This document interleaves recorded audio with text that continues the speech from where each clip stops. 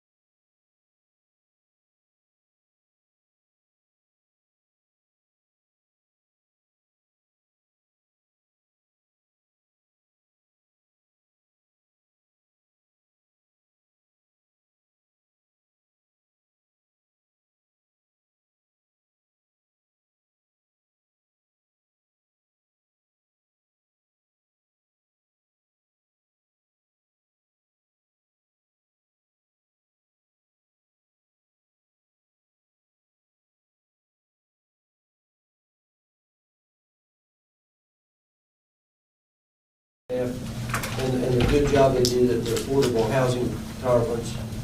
I heard all the compliments were unbelievable. So I just wanted to thank the staff and tell them how much we appreciate their hard work on that conference. I know that Winston's going to give a few remarks regarding that later on.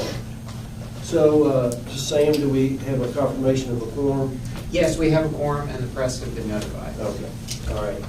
So I think everybody's had a chance to look at the minutes from the meeting held May 29th, 2025. And if there are no additions or corrections, I will entertain a motion that they get approved. Bruce, do I have a second? From someone? Second. All right, we have a second. Motion is second. All in favor signify by saying aye. Aye. Opposed, like sign. Motion carries. We have an amendment, the minutes of the meeting held on April 24th. Sam, you want to talk about that? Yes, so we held the board meeting on April 24th, and the minutes were approved at the last board meeting on May 29th. After approval, it was discovered that Matt Stevens, proxy for Commissioner Matt Sawyers, was inadvertently omitted from the minutes as being present. So we recommend approving an amendment to the minutes of the meeting held on April 24th. And I apologize for the error. It's okay. All right, I have a motion by Mr. Jones. I'll second. Second by Kathy. All in favor signify by saying aye. Aye. Opposed, like sign. Motion carries. Okay, you want to talk about the executive committee, Sam? Sure. So the executive committee met on July 1st at 1:30 virtually to consider a few different items. The first item that was considered and approved was an amendment to the KHC administrative plan for the Housing Choice Voucher Program. And I believe an update and information about that was provided to the board subsequent to that. And then there was also an inducement resolution for the SoCare Northern Kentucky portfolio. And then finally, there was some discussion about a potential new KHC program that I'm going to present to you shortly. Okay.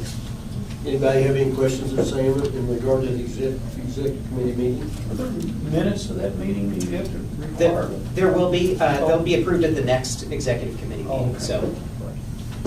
Okay, so the next item on the agenda is authorization for the creation of a new KHC property ownership, leasing, and payment in lieu of taxes program. And just let me say, this is similar to what industrial development people have used for a number of years. It works very, very well, and this is a novel idea. And I want to thank Winston and Sam for working on this. I think that this has the potential to really help the affordable housing market. So, and I know Sam has also Mr. Luke Morgan here from McBrayer who has looked at this with Sam. So Sam, without further ado, I'm going to turn that over to you. Thank you, Mr. Chairman, members of the board. As you all know, last year we commissioned the housing supply gap analysis for the Commonwealth, showing over 200,000 residential units in need. And one of the consistent questions that we, the staff of KHC, have gotten from that is, well, what are we going to do about it? And so, at the beginning of this year, the General Assembly created a clarification that allowed large multifamily housing developments of at least 48 units to obtain property tax abatement through the issuance of industrial revenue bonds. And we took a look at our enabling statutes and realized that KHC has the ability to offer that same benefit to housing developments without requiring the issuance of industrial revenue bonds and with no limitations on the number of housing units created. KRS 198A.200 is the relevant provision. It essentially says that property that is owned by KHC is exempt from property taxes and special assessments of local and state jurisdictions. In addition, it authorizes KHC to enter into what are called pilot programs, or payment in lieu of taxes, with the local taxing authority. This is essentially the same benefit that's conferred on buildings for which industrial revenue bonds are used, without requiring an additional bond issuance and without a 48-unit minimum. So we, the KHC staff, have been exploring the development of a program under which residential housing developments that wish to obtain a reduction in property taxes are structured so that KHC owns the property and leases it back to the developer. As part of this process, the developer would be required to approach the local taxing jurisdiction and negotiate the terms of a pilot agreement. KHC would initially offer this program to the developments that have another award of resources from KHC, such as the low-income housing tax credit. We have engaged outside counsel to evaluate the program, and Luke Morgan is here, and he can discuss his analysis of this. He and his firm have prepared an opinion letter that addresses some of the questions that we've been asking along the way. Luke, would you like to talk a little bit about that? Sure. Thank you, Sam. Good afternoon, folks. My name is Luke Morgan. I work at McBrayer Law Firm in Lexington. Had the pleasure and honor of working with KHC for many years. Cecil Dunn and I have attended many a meeting in the past. It was a real good thing to have Sam give me a call and ask about this idea that he and Winston had about these pilot programs. I really never thought about this, but this is a concern of how are we going to address the low and no income housing shortage in Kentucky. After looking at the ideas that Winston and Sam had come up with, as well as what other states and other municipalities in those other states have done, as well as other projects here in Kentucky, in Breckinridge County, Kenton County. There are these other pilot programs where those pilot programs are being used for industrial or mixed use. In Breckinridge, it's an aluminum plant or a battery plant, and in Kenton, it's a mixed-use facility. That's not what we're talking about, but those are analogous and legally sufficient and similar projects for KHC to use. Looking at the statute 198A and the requirements that places on KHC, it's McBrayer's belief that KHC can enter into these types of agreements so long as the developer is furthering KHC's mission. So you're in a relationship with this developer, for example, and they're doing what KHC would be doing on the statutory analysis. Now, there are risks. One of them is you become a property owner, and property owners, the joys of home ownership. There's just all kinds of things that can go wrong. Those can get addressed. I mean, that happens all the time where we address potential liabilities. There's nothing different or unique about that versus any other kind of ownership. Another thing that is an issue, potentially, is the pilot, this acronym, payment in lieu of taxes. That means that local area isn't going to get that tax. So we need to be talking with them and coordinating with them. They're going to want to make sure, and talking in advance with the developers and getting this squared away is another avenue to make sure that this is a welcome project in that area. Legally speaking, though, this is a good way to go about it. I put together a letter dated August 19. I think y'all have seen it. It's been provided to you in your board materials. I'll be happy to address any questions that you have about that.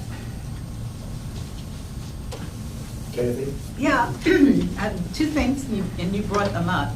And I'm all in favor of this, okay? But can we protect ourselves with the contract to the place from let's say, negligence or something to do with the lands?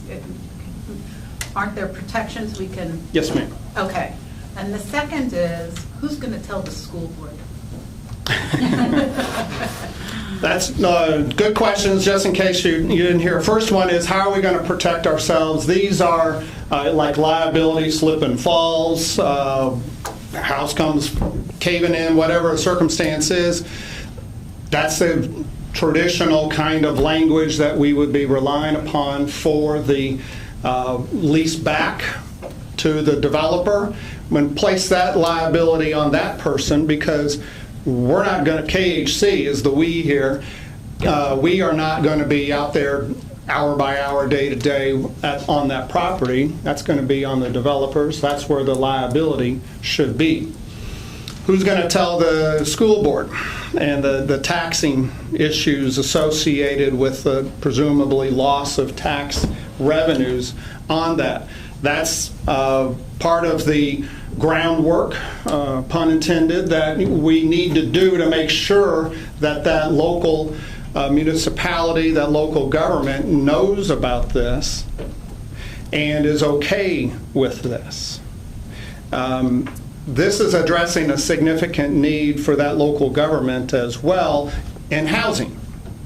So this is, yeah, that might take some away from the tax base, but it's also addressing a significant and very real need for housing in that community. Because it would be a development by development pilot, right? Yes, So it ma'am. would be, if it was in your jurisdiction, Mayor Adams, it would be, because something's being built in your city.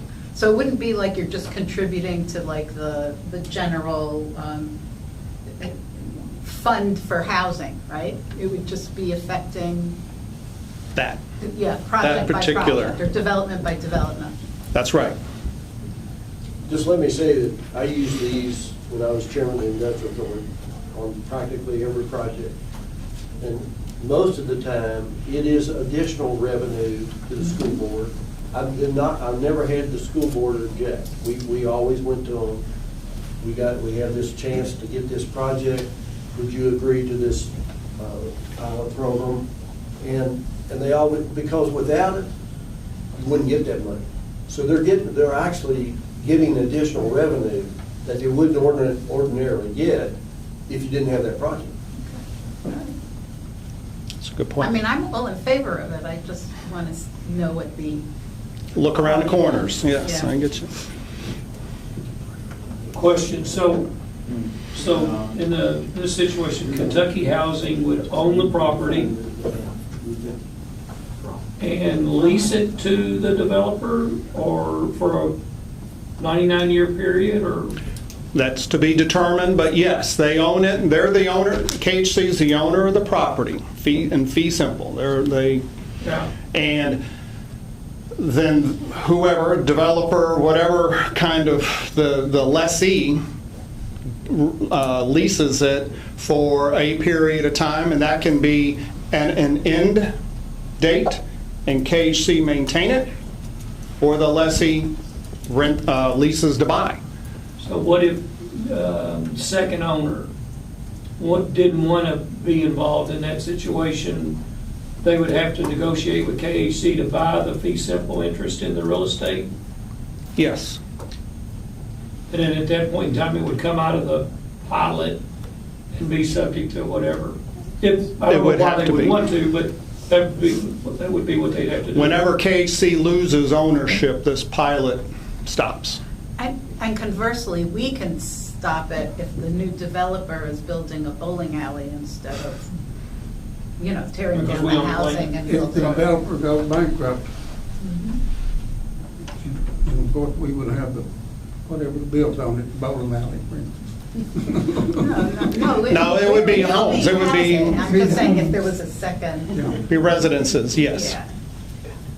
So, but yes, that's one of these things. Question is if the lessee, Acme lessee, rents, so to speak, from KHC to build on this property. They get in way over their head, they go belly up.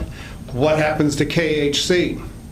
Well, that's going to be the same kind of circumstance really that we already have, where we're relying on language of contract to protect KHC, to make sure that we've got bonds, we've got these types of financial protections as well as contract protections.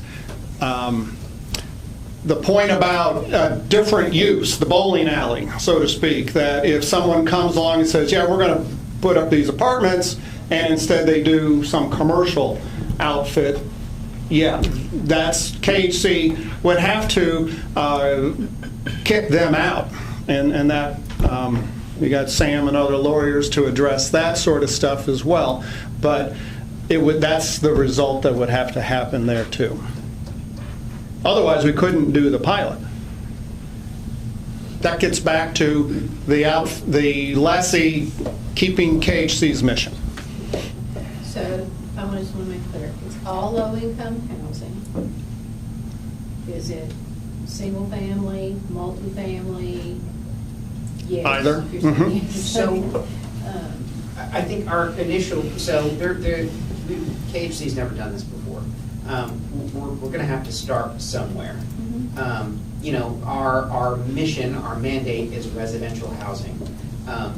It's not limited to any one type, but I think at least at the beginning, we're wanting to make this available for multifamily projects that are already receiving an award of funding from us, from some other source. So tax credits, tax-exempt bonds, or other non-credit things. And part of the reason for that is, we're ensuring that we're within the scope of KHC's mission because it's funding that we're already giving them. In the event that that KHC identifies, another use case for this type of a program, we could evaluate that in the future and determine, whether it would be good for us to pursue other types of an alternative type of program where KHC owns the property and confers tax exemption for some other housing benefit. Can I say I really like that it's typed like low-income housing tax credits, which means the IRS is hovering over them, it's 15 or 30 years, it's a real commitment. It's not, I built a house and next year somebody else can buy it. Those programs already exist, and there's other agencies also with their fingers in it, making sure that they stay solid. Yeah. So I think that's prudent to start with those kinds of developments. And for those projects, KHC already records a land use restriction agreement as part of that program. So we're involved in these projects for 30 years already. And so this is just, it's just a different type of involvement for KHC. So today, we're not sitting on an inventory of real estate. So we'd have to go out and Okay. So developers will come to us when they're applying for funding with a proposal that includes a plot of land. And so this program will use that already existing pipeline, and rather than the developer owning it for the 30-year period, it would be KHC owning it for the 30-year period. Okay. Ma'am? Are you going to just take ownership of it? Are you going to be purchasing it? And where are the funds coming from? That's a great question. So I think that, the purpose of this program is to reduce the cost of development. So I don't foresee this being some sort of like a new revenue source where KHC is going to be charging a significant amount of money. So I think it would be just a straight transfer. There might be some nominal fee associated with KHC's own cost for administering the program, but I don't think that it would be like some significant fee that we would pay to the developer or the developer would pay to us for the transfer to occur. Well, I think what she was asking, where's the money come from to purchase the real estate? So, yeah, okay, I see. The developer is already incorporating the cost of purchasing the real estate as part of their development plan. So the funds for that come from the funds that KHC is putting into the project and other sources of funding in that project. Bruce? Now, explain to me how you would exercise oversight on this project. Yeah, so currently for low-income housing tax credit properties, KHC does compliance monitoring. So we ensure that each project is compliant with the requirements of the low-income housing tax credit program or whatever other program we have funding source involved with it for the entire affordability period. So we have inspectors that go out to the property for, the 30-year period for each of the properties that we administer in the low-income housing tax credit program. So we're already doing compliance monitoring on these projects when we put funding into them. This would just be another element of that review. So I like this program, however, I do want to go a different direction. What if the tailwinds, because of course it's not as much in Kentucky, but in other parts of the United States, that property taxes are going to be eliminated, and we kind of switch the way we do taxes in the United States? What if that happens in 2 or 3 years from now? The advantage of the program is going to be a problem, but we've got somebody that's leasing for up to 30 years or whatever else. How is that going to affect the affordability of that project now? And what's the behavior going to be like? Good question.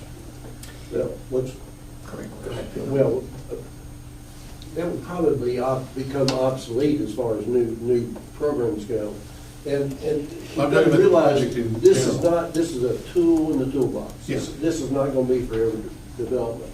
But if they sign a contract up front for payment of lieu taxes, Luke, if I'm not mistaken, it will continue on for the term of that loan Okay. until that's paid off. Yeah. So that's the way it works in industrial development. It But continues on. Where I'm going with this, Mike, is if the tax laws actually change, would that affect anything? Probably not, because you're gonna have the contract, the agreement up Okay. front. So it's probably not gonna change anything. Luke, am I Yeah, wrong? I agree with you, Chairman. You might have people then wanting to purchase their property Okay. because there would be a tax disadvantage to them, so. So is it fair to say this is a tool that impacts a fairly kind of narrow band then of demand? Just provides a little bit additional flexibility to solve the problem? I think it's a pretty. Remains to be seen. So We hope it works. Yeah. Is there a downside? It's untested, I think. I think it's hard to answer that. As Luke identified, there are risks, but we have had conversations with developers about this program who have done these in other states, and everyone is universally interested because they see it as a way to sort of offset some of the costs of development, and also there's been a diminishing pie of available gap financing for affordable housing projects, and this is just another tool to help projects that are experiencing those gaps. Yes, sir. I have a couple questions. So, just to catch up and make sure that I'm on the same page, the KHC would own it, and then when the house is built, it becomes a single-family dwelling, maybe? Well, let me say, homeowner occupant? Yeah, well, the KHC would own it, but as it works in industrial development, KHC was gonna lease it back to those people, back to the developer. So whoever lives in it pays rent to the developer that we have It's just- leased to? Yeah, right. Okay. The low-income housing tax credits, they build rental property, or it has to stay rental for 30 years, it's 50, Yes. 30 years. And so they are rental. They are Yes. rental. That's where I was going with that, They could is be if somebody single owns family. one and they sell it, Right. it's not gonna be sold. I got you, it's a rental. Yes. All right, and then the last thing about, back to who's gonna tell the school. School needs more money, right? The whole purpose of this conversation is payment in lieu of taxes. So every affected taxing district within this jurisdiction is going to get a payment in lieu of taxes? Not necessarily. No?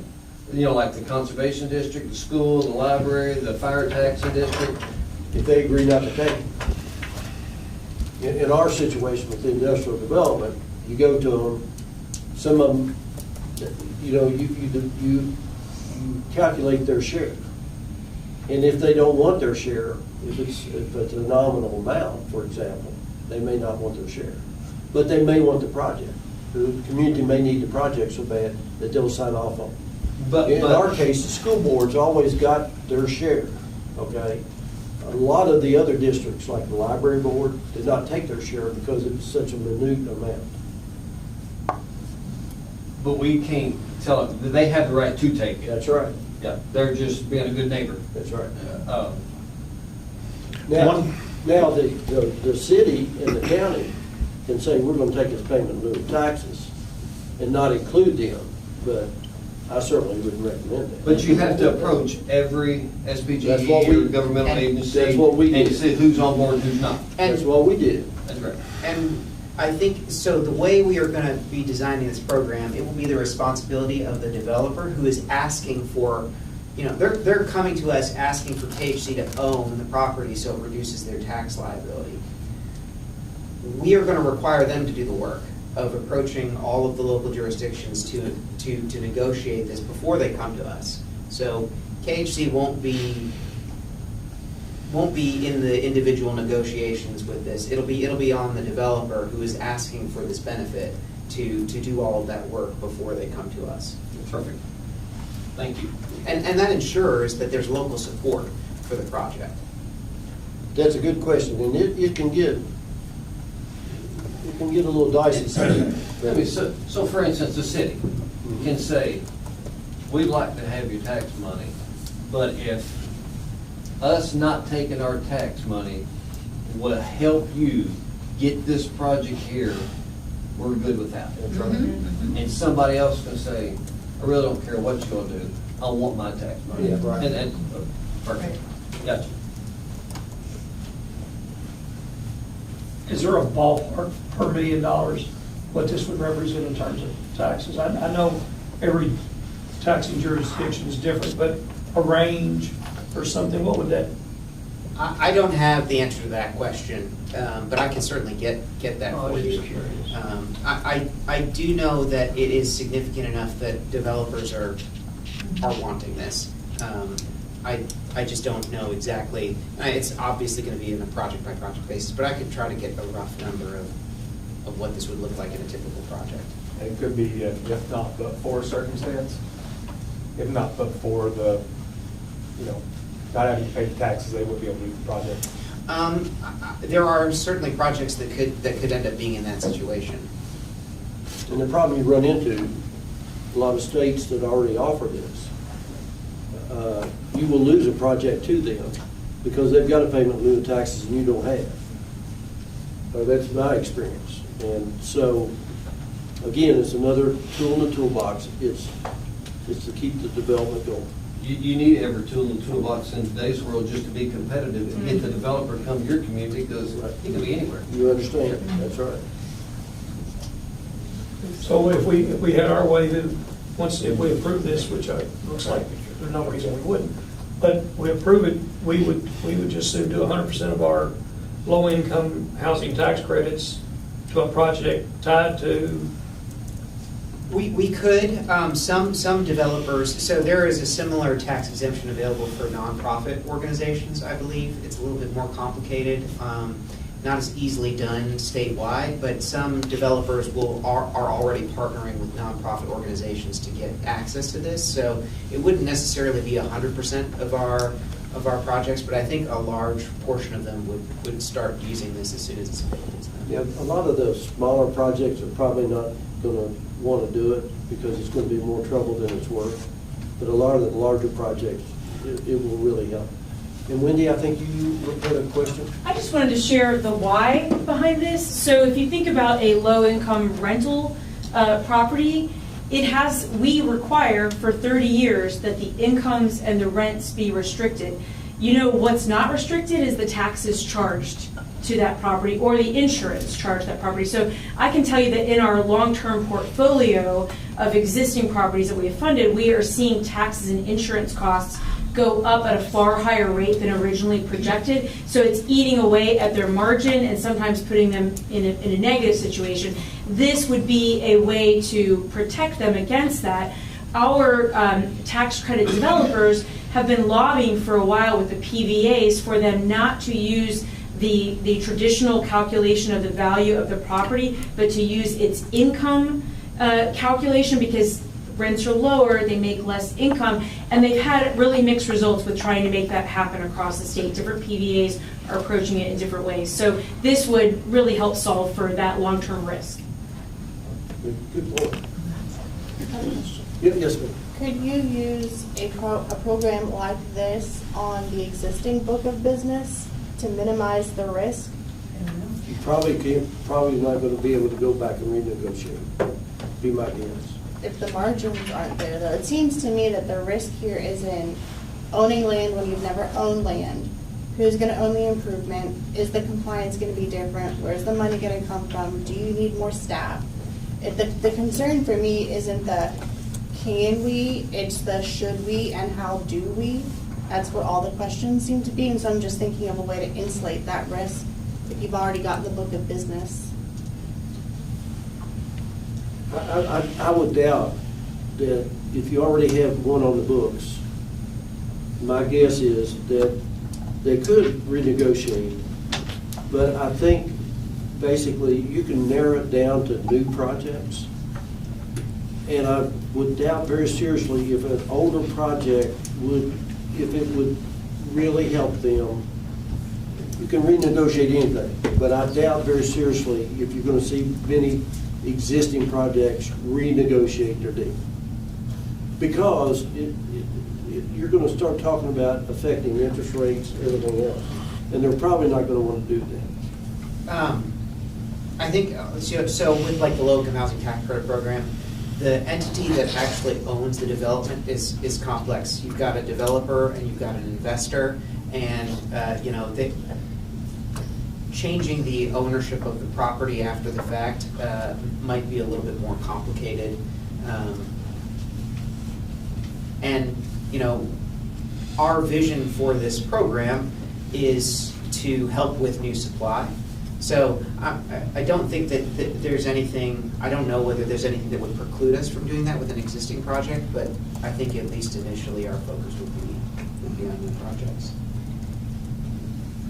So you'll have to make those decisions when you write guidelines if the board approves this. Yes. And I'll be honest with you, in our situation, we changed those guidelines all the time.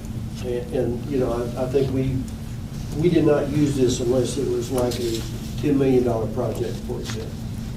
So you can narrow it down to where it's manageable. Yeah. Yes, sir. Mr. Chairman, I had one question for Sam here. This is a pilot, so what's the limit? I mean, how many projects are we going to limit it to, or are we going to limit it? I don't think that we are into, that's a good question. At least initially, I think we want to roll it out a little bit slowly, just so that we learn how it works and making sure that we're doing it properly and there aren't any concerns or questions along the way. But I think that we could do this for as many projects as there is a need for. I think how we slow roll this out, it answers a lot of your questions here of how we can handle the three questions you mentioned there. So if it's just rolling out, then what you were saying probably is very valid. How do we have the infrastructure to do what we're going to do? But if you got it kind of limited in stages or whatever, that might address what your concerns are. I mean, maybe so say the board takes a vote, the board approves, what's the next step? What comes back to the board? How much oversight do we have? Are you talking about guidelines, regs? Like, how formal is this? Or is this like we vote yes and then it's off to the races and we all of a sudden own a lot of property that we never owned before? That's a great question. I think traditionally KHC has not been required to promulgate regulations unless specifically told to do so in the statute. There's no requirement to promulgate regs here that I'm aware of. Our programs typically the guidelines are promulgated by KHC staff. The board could have whatever level of oversight it wishes. We can move forward slowly and present one project to the board, and I think the goal here would be to not have to have the board approve every single time that we do this, because that would become quite burdensome over time.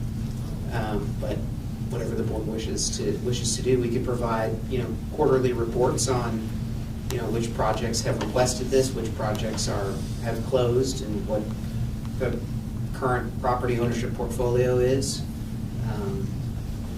Whatever the board wants to see from us, we'd be happy to provide. Yes, Kathy? But don't we get don't we have these resolutions before entering into all these contracts with we get to see it up front anyway, and we would get to know if this is included. And I would love to be able to, well, you know me, I'd love to be able to see what the guidelines are and allow public comment, even though it's not required, on those guidelines, to make sure that like developers understand and banks understand and all of that. I don't want to burden it too much because we may only be doing a few as we start, but we get all those things in front of us anyway, don't we? So yes, the board approves all of the tax-exempt bond projects. The board approves the qualified allocation plan for the 9% round, but not individual projects. Okay. So, we could include that as a part of whenever this is part of a tax-exempt bond project, we could say whether or not they've asked for KHC to own it and what the parameters of that are, and present that to the board as part of the tax-exempt bond approval process. That's okay. At least in the beginning, it would be interesting to see how it works, and also to get, however you do it, informally or whatever, to get input to make sure you've done what you really want to do and it's useful to people.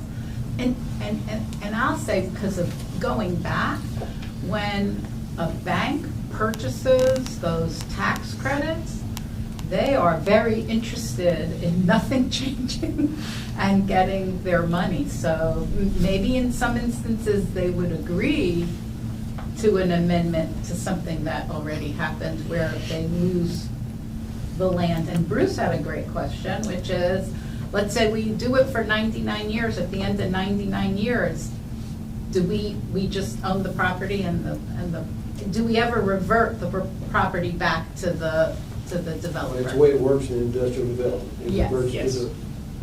And so what, we take the property for $1 and at the end we revert it back for $1. And in the meantime, there's a useful amount of money to help make that project work.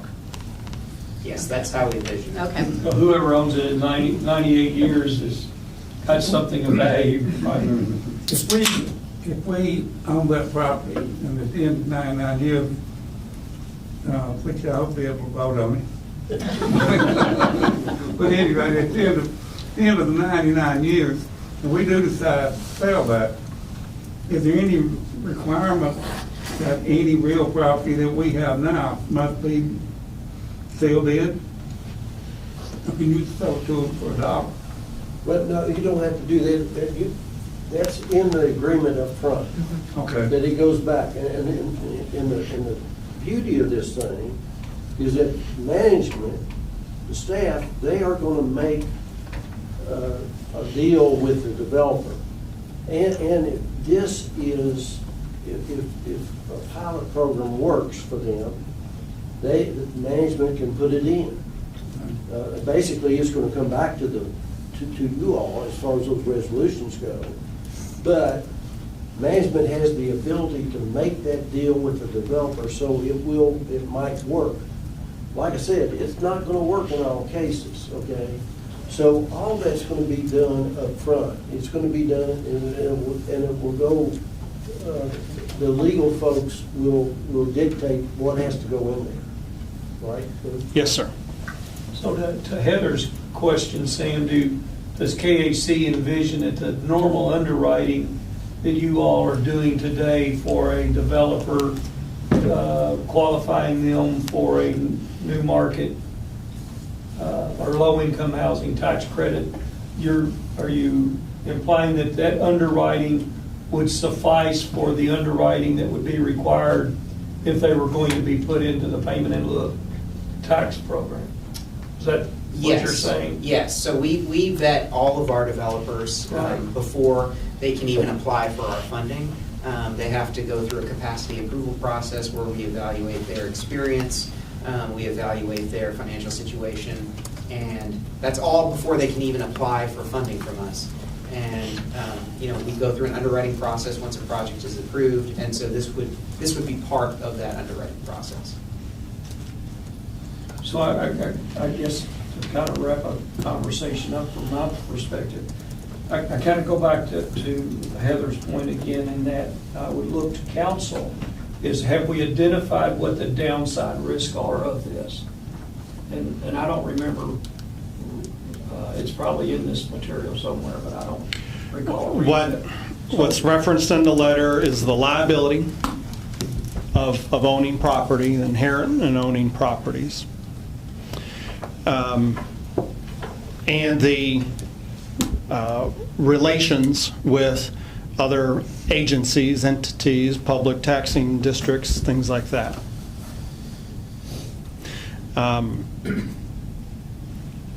Part of this liability includes, if something happens, let's say that the next iteration of asbestos or something is utilized, what happens with KHC's liability? Some product that we learn 50 years from now is really bad, but we're doing it all the time in these builds. That presumably is going to be addressed in the contract with the developer, put the liability on them, and/or make sure that they pay back KHC in an indemnity or otherwise hold KHC harmless in this kind of circumstance. If we've got a project today, it's a low-income housing tax credit project that we're involved in, and the investor and developer goes belly up, do we take ownership of that? Do we step in and take responsibility for the upkeep, maintenance, insurance? Not necessarily. So if it's just low-income housing tax credits and there's no other source of funding from KHC in the project, the document that controls it's a deed restriction, a land use restriction agreement. So that restricts the use of the property, but KHC doesn't have any sort of an ownership interest in the property. Now, when we make a loan to the project, we take a mortgage, we take a security interest, like any other lender would, and so we go through that process in the event that there's a bankruptcy or a non-payment, but we do not take ownership of low-income housing tax credit projects when when they default or are bankrupt. Any news from Nashville on their 34 projects? Have they all been successful? I don't know.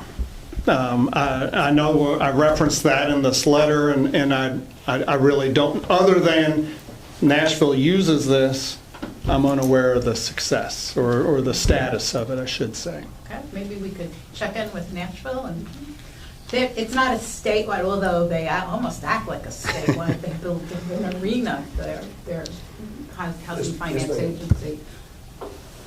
Chairman, and forgive me if I don't think that they're on the board. I'm Denise Durbin with the Attorney General's office. I'm filling in, and sorry for my cold, especially you two. What are the thoughts of, has anyone sought input from KCO or KLC as far as the tax implications? I think you had made a statement about normally in your experience they're for it, so I assume that that's the case. I just was wondering if collectively they've been given opportunity. We have not done that up to this point, but we certainly could. Our hope is that the developer will be the one to approach the local jurisdiction. So, they're the ones who are going to be negotiating with the local taxing jurisdiction, and they're the ones who are going to have to gather the local support for the project. So, So I guess in a way, a collective thought might not matter so much because it's going to be done on an individual basis as far as that county or whatever the taxing jurisdiction is. I don't know if KCO KLC would have any input to be finance cabinet.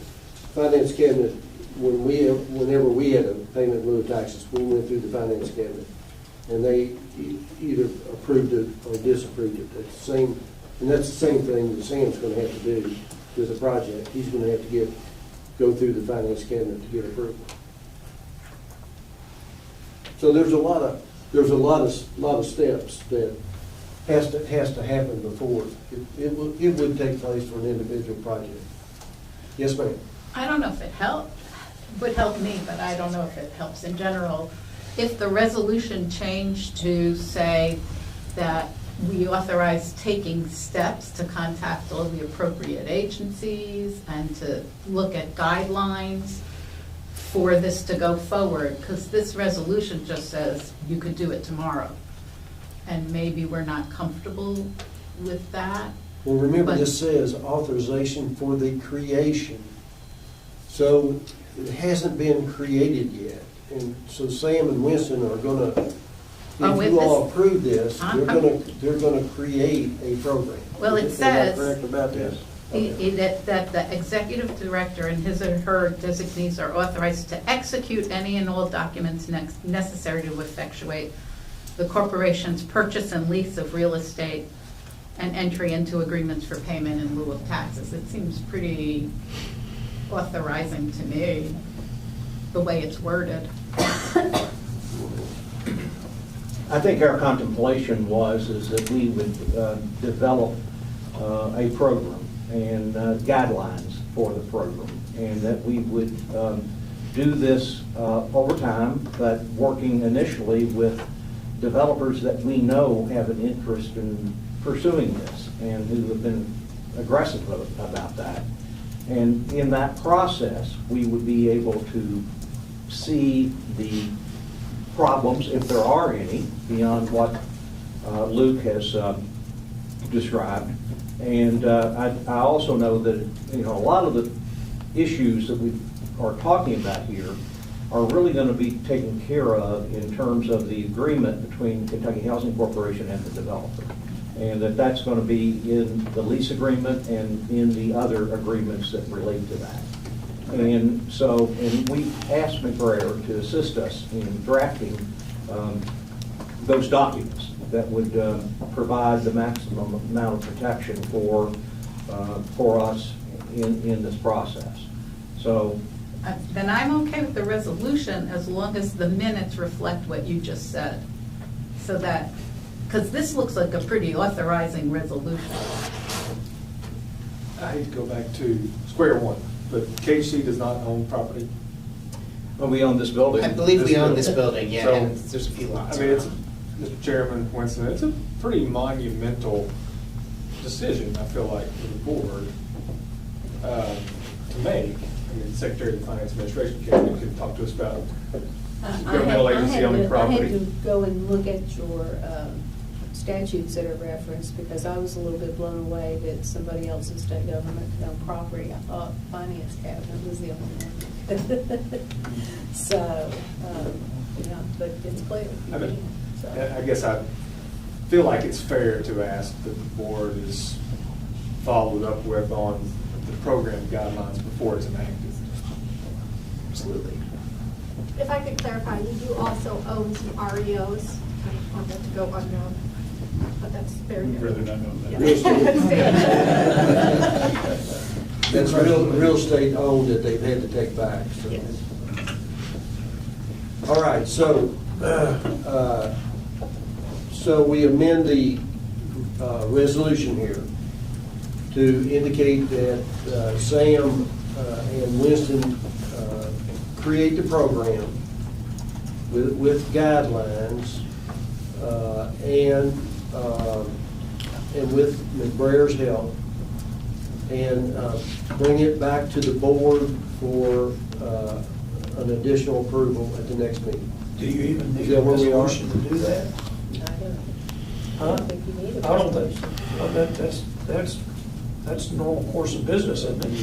We can do that without a resolution and present this again at the next meeting. Okay, Yeah. agreement that we're okay with that pilot, so. I'll make that motion. Okay, well, And We don't need it. We don't need it. We're not gonna need it. I think it would be beneficial to have some information on the pitfalls or successes for Nashville's program Okay. at that time. And I will say this, I do greatly appreciate y'all bringing it before the Oh, yeah. board, Yeah. before we spend the money to do the exploratories like we're doing. I don't mean any of my questions. I think it's a novel idea, and I think it's worthy of considering, but obviously there was a lot of, so. That's Don't take it as a negative. That's the reason we bring it to the board. So I mean, it's a good discussion, and I think it's fair, and I think it's a fair way to do it, and I do think the program is, I'd like to say, a novel program, and I think it will work. And I think all of us are okay. We want to make sure that it works, and it works properly, and that it has the proper guidelines. I would also, sorry. Go ahead, you start. I would just ask if, like, in addition to the guidelines, Luke, even if it's like a skeleton of terms that you have in a contract, or like a draft, I know it's hard to do without the other party because you don't know what they want, but like, what are the things that would be our hard asks? Checklist, right, the Yeah. must-haves, yeah. Yes. I've never purchased low-income housing. I have never managed it. I have never sold it. I have never built it. I have no idea what I would need to protect me, but you do. You brought the right man in. He's my lawyer too. Thank you. Okay, so is everybody okay with that? Yeah, I just wanted to comment, Okay. I wanted to commend Winston and Sam and you, of course, for looking at creative ways to address what we know is going to be a much more difficult housing market. After Wendy's presentation, I don't know if it was last time or the time before, that was talking about how they're squeezing the funding, and it's just going to create what I think is going to be a much more competitive environment for those who are willing to develop housing. And we're going to have to look at any advantage we can give the state here. So I just wanted to make that statement. That's a good point, thank you. So we're all agreed that we're going to suspend any action on this to the next board meeting, correct? We're all okay with that? Everybody, okay, all right. So we're going to move on. Thank you. With that, may be Appreciate your hard excused. work. Appreciate Thank you all. being here. So we've got a lot of things to cover today. So Terry Help, inducement resolution for Bonta Apartments.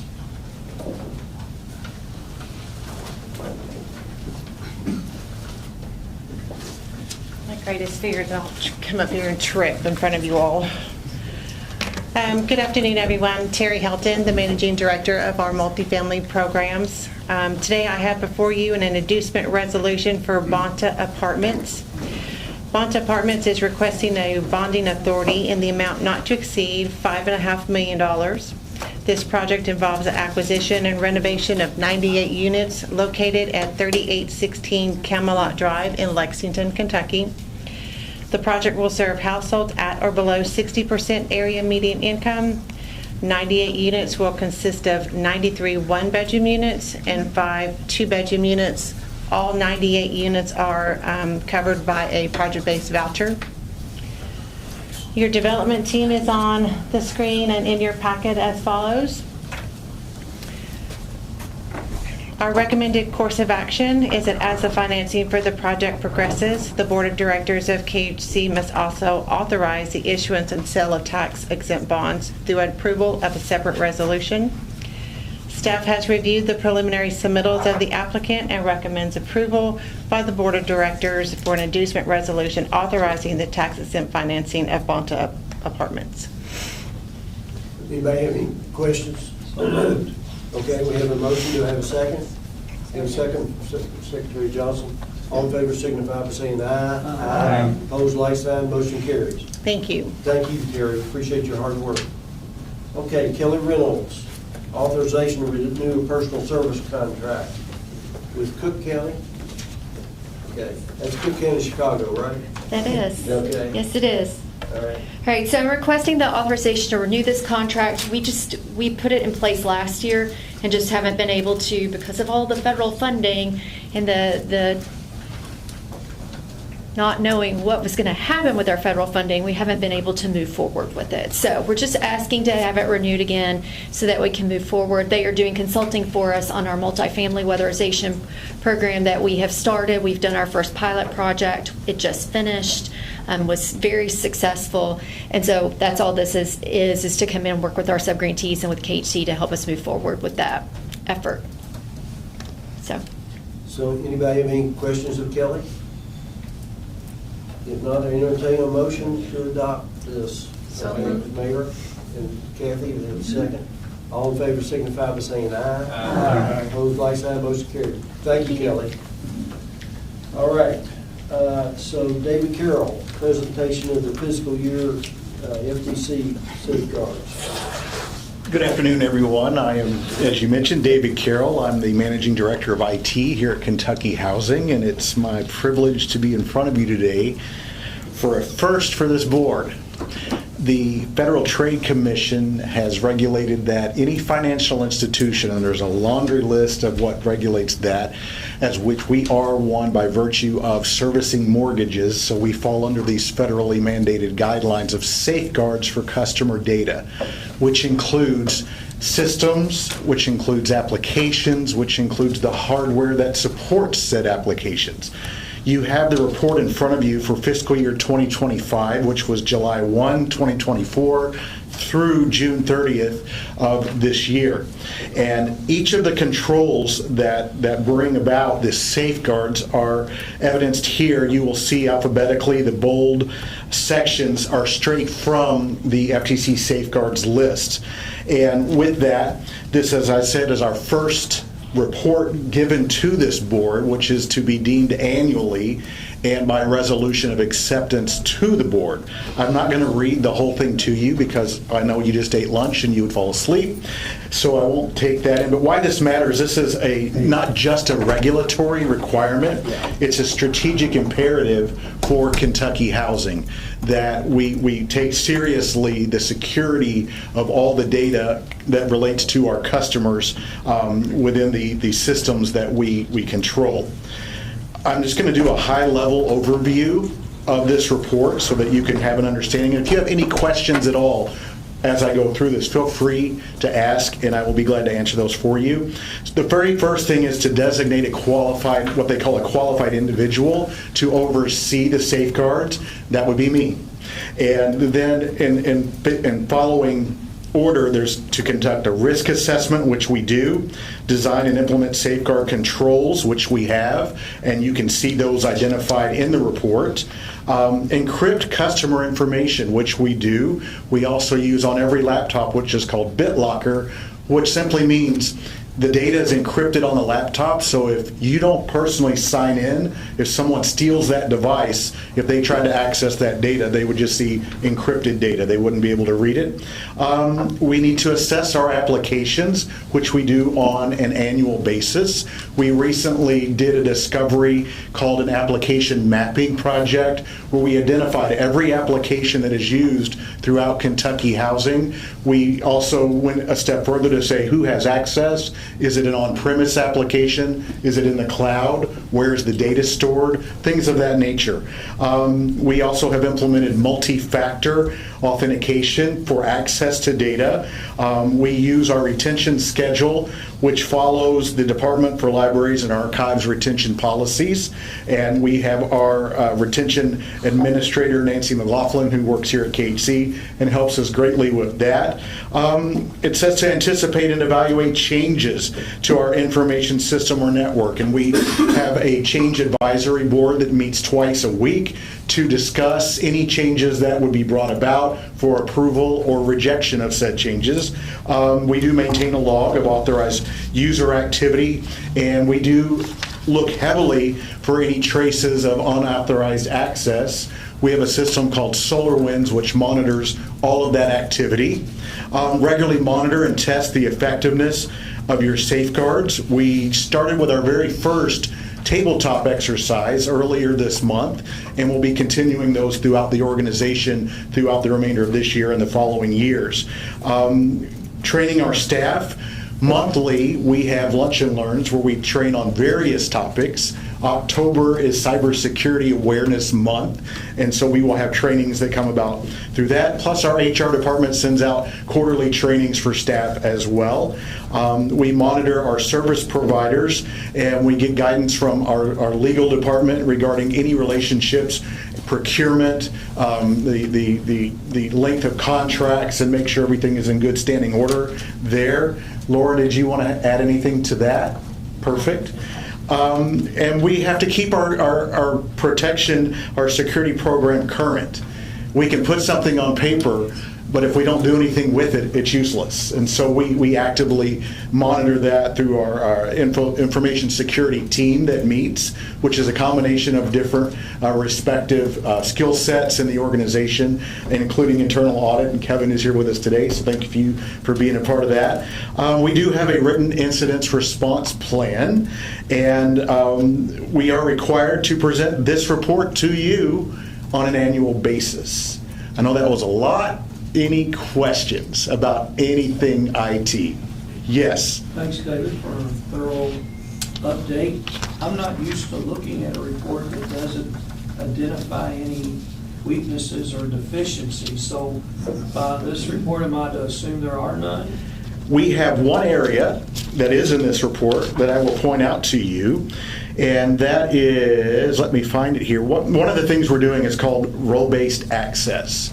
We have a server that's called we call it here the P drive, which is where all the department drives live. And I will tell you there is area for improvement there. And next fiscal year, we're going to be embarking on a project called 365 Phase 3 Update. Phase 1 was getting our email solution to Microsoft Exchange Outlook in the cloud.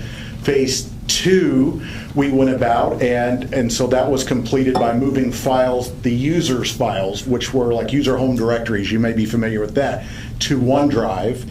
Phase 3 will be looking at role-based access. And what I mean by that is any access, not only to data, but to doors, but to any access to any part of the building that we need to have a look at to see who did it, when they did it, what was the duration, why were they in there. We already have actions in place that are moving in that direction, and that'll be a full-blown project. It's going to be a lengthy project that'll probably take at least 1, if not 2 full fiscal years to fully get in place. Thank you. Yep. Any other questions? David, thank you so much. We appreciate your excellent work here. Thank you. This does have to be, So, we do need a motion to accept the report. Do I have a motion? Okay, Heather, do I have a second? Okay, we have a second. Motion is second. All in favor, signify by saying aye. Aye. Opposed, like sign. Motion carries. Thank you again, David. thank you.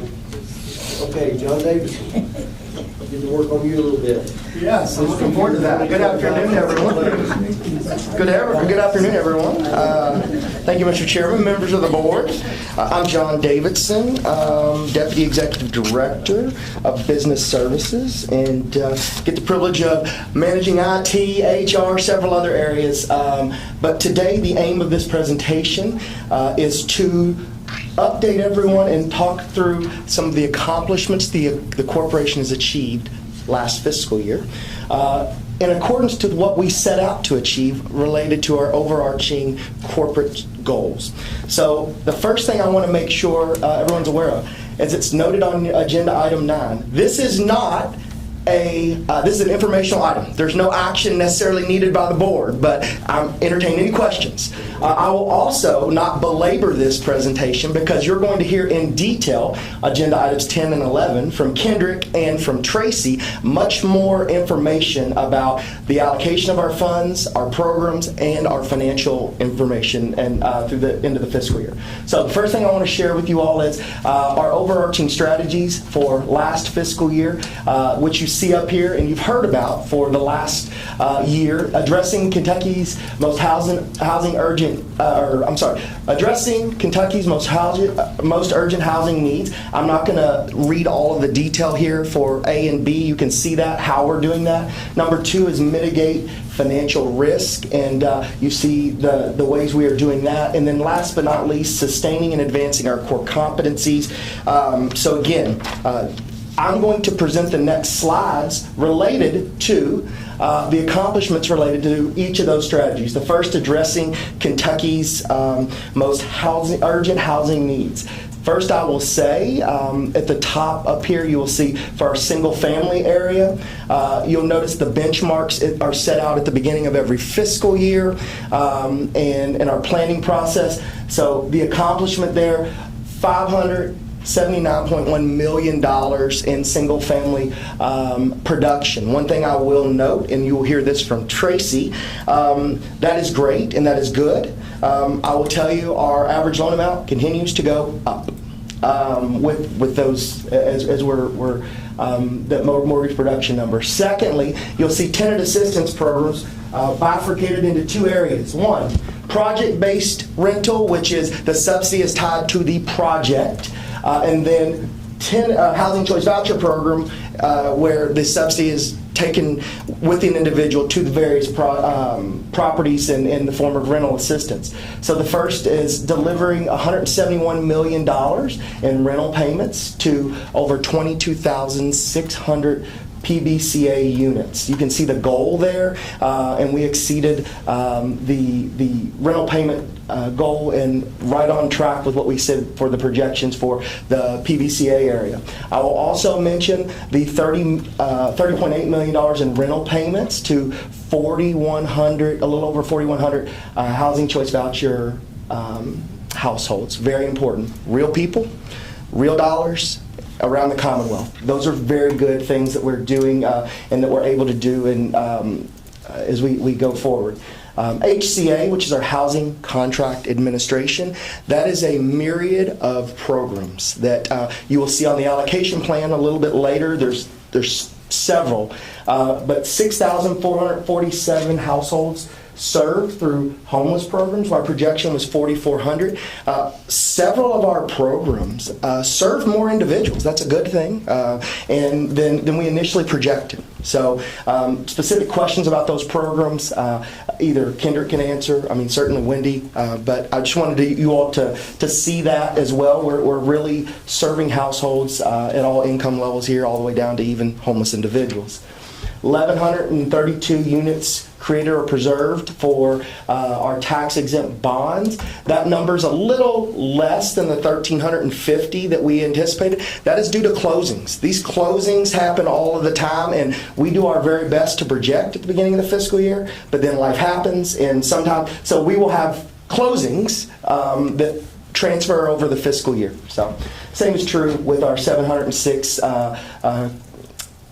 units created or preserved by the tax credit program. Before I move on to the second strategy, I just wanted to ask if there's any questions. Yes? And I think it's probably Wendy answering this. So we projected 22,637 rental payments, but it was $11 million more. It's just because housing's more expensive? Oh yeah, we are seeing rent increases, Yeah. and with our two Section 8 based rental programs, Yeah. one that's project based that's tied to properties, one that's vouchers that tenants take around.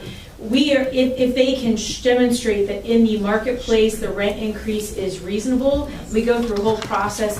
And actually for the 22,000 plus, we use an outside market analyst to do rent comps. Yeah. We are not allowed to deny that rent increase if it can be shown to be comparable in the marketplace. No, I was doing it to emphasize Yeah. how much housing It is just needs costlier than we Right. can anticipate. And that is why on the voucher side, it says 4,100 units. That used to be closer to 6,000 households that we serve, because the cost per household keeps climbing, but our dollar amount from HUD has not. It's translating to, we just have less to work with. Yes. I just wanted to emphasize how costly housing is. Thank you for the question. Thanks for that response. Any others before we move on to the next? Mitigating financial risk, strategy number 2, 882 loans per employee at a benchmark of 700. For the MBA benchmarks for portfolios like ours, Tracy can talk to you more about this. 600 to 800 is roughly what the benchmark is. We landed at 700. You can see we're servicing more loans per employee than that benchmark. $3.63 million in secondary, in net secondary market trading gains against a goal of $5 million. We have pivoted, as you all are all aware, to the bond market, and Tracy can talk to you about why the secondary market continues to somewhat be a challenge over the last several years, but we have another strategy in place. Couple of others for our tenant assistance programs. As we were talking about financial risk and dollars and cents, you'll see that we exceeded the project-based management and occupancy review. That's what MOR stands for inspections. Our projection was a little low here, but again, we use that income to offset some of the other programs that may not always break even. So we always want to plan sort of conservatively and never get out over our skis too much. And then last but not least, this is pretty meaningful. 98% of our programs we administer here at the corporation, and we have a myriad of them. Federal, a myriad of them. 98% of them are covered by the administrative fees we receive. That is why it is vitally important that we continue to receive the dollars we receive at the federal level, and so we continue the good work of the corporation. Any questions about that? All right. Rounding third and coming home. Last but not least, sustaining and advancing core competencies. You will see the accomplishment here. Our turnover rate, I won't read every one of these, is less than the benchmark that's been set out. Generally speaking, and you're going to hear from Jordan Weiss here at the end of the meeting, but generally speaking, under 5%, people stay here. It's a good place to work. I've been here for quite some time.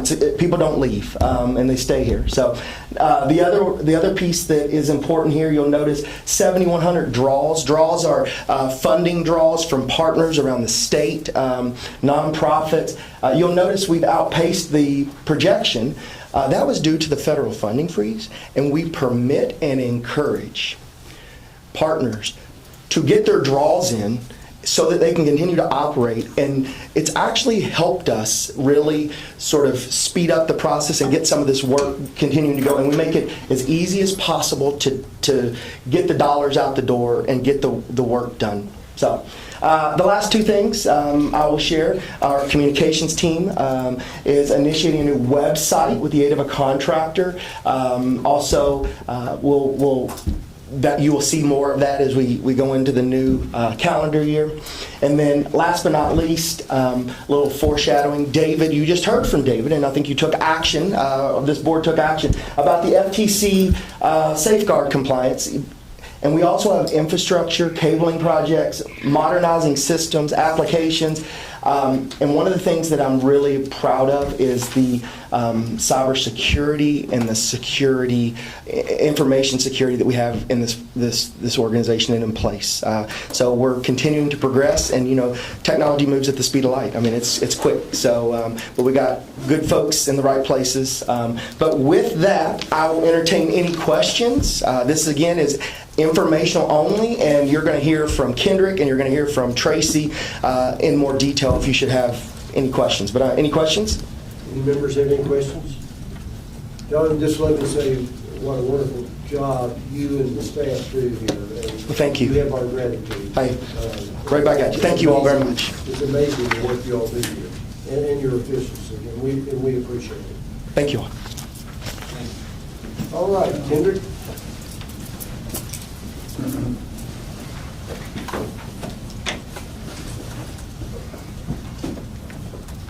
Thank you. My name is Kendrick Vonderschmidt. I'm the Managing Director of Corporate Planning and Accountability.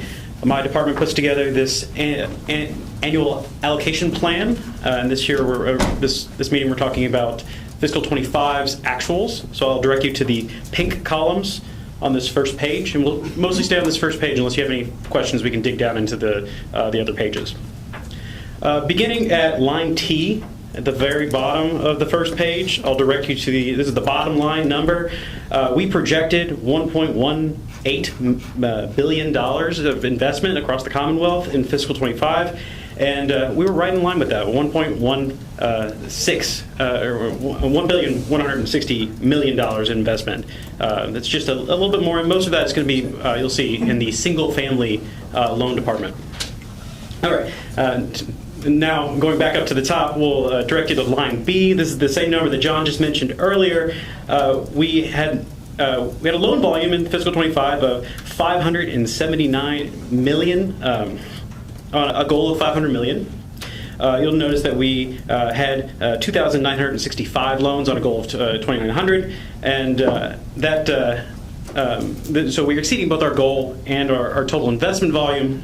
However, if you look, John mentioned this as well, the per unit investment continues to climb. I did look, and it has climbed every year since 2014, and that is as far back as my easily obtainable data went. So it has gone up more in some years and less in some other years, but it has always gone up.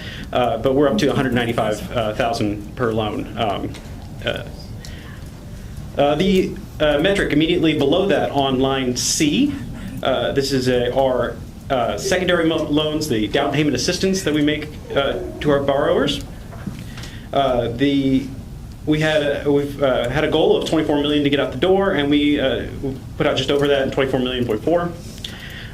We made 2,634 loans, and it's just a slightly lower per unit investment at $9,289.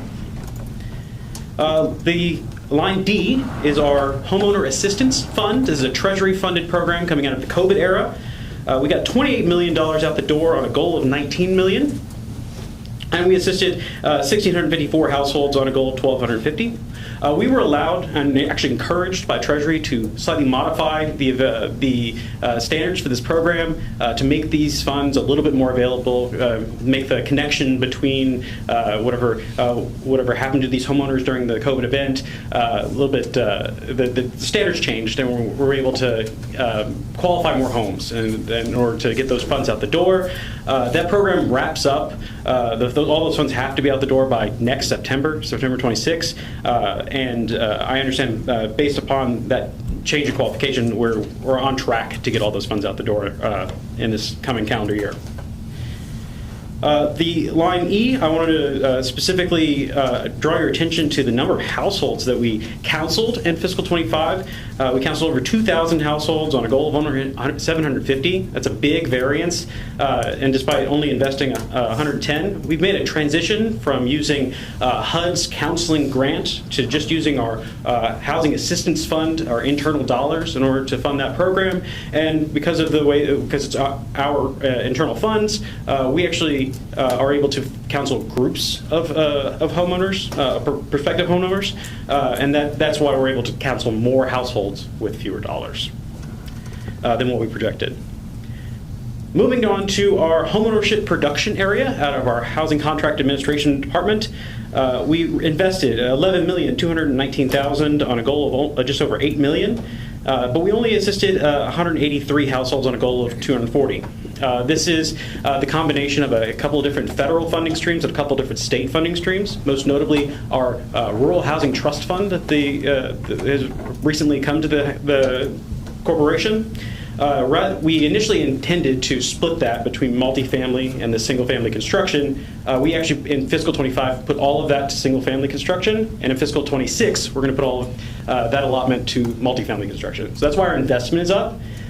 The same, it's a similar story when we're looking at how that per unit investment goes. We put $11 million in, but because this is a relatively new funding stream, those houses are still under construction. We've only completed 15 units with those Rural Housing Trust Fund dollars. A lot of those dollars are also going to be mixed with some of the other disaster dollars that are being administered through the Department of Local Government. They're putting down a lot of infrastructure. We're putting houses on top of that. So it takes time to get these Rural Housing Trust Fund dollars out the door. And so we will see more units in the coming year, and we saw fewer units than we expected in fiscal 25. Moving on to our multifamily production programs on line I. This is the biggest variance. We planned on getting $350 million to $52 million out the door, and we made awards for $271.5 million. The biggest difference here is those tax-exempt bonds that John were talking. We anticipated more closings in fiscal 25. Most of those closings are going to happen in fiscal 26.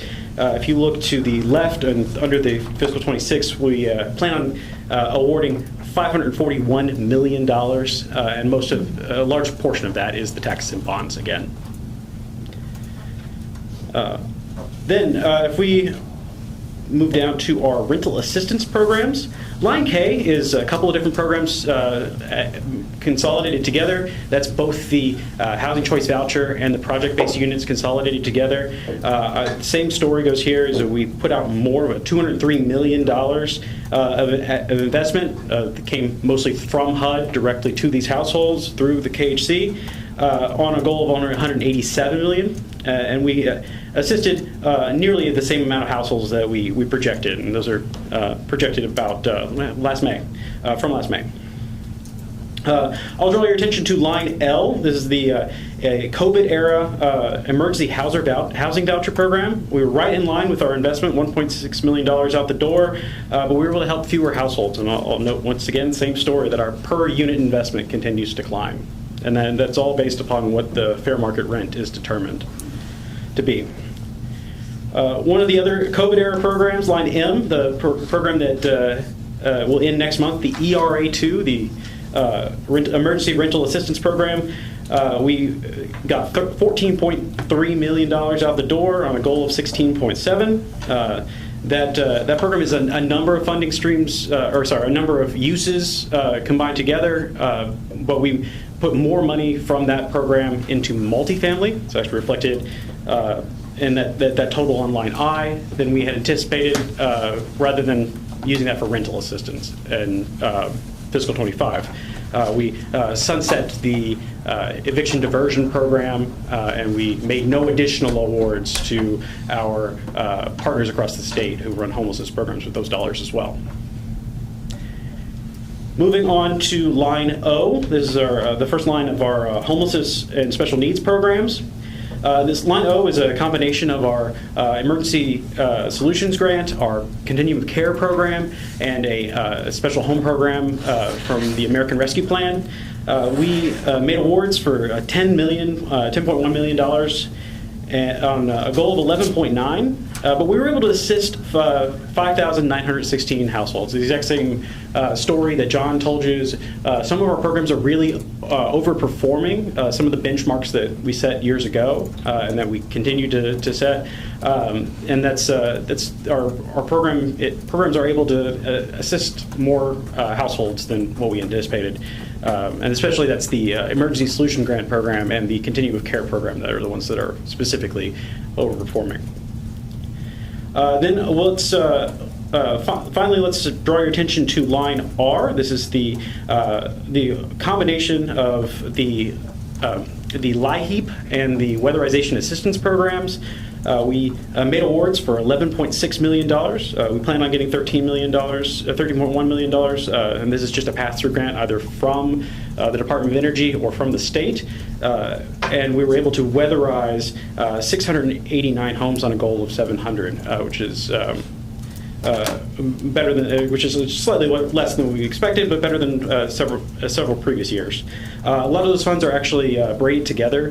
A home will receive both weatherization and LIHEAP dollars. With that, I will open the floor for any additional questions. Go ahead.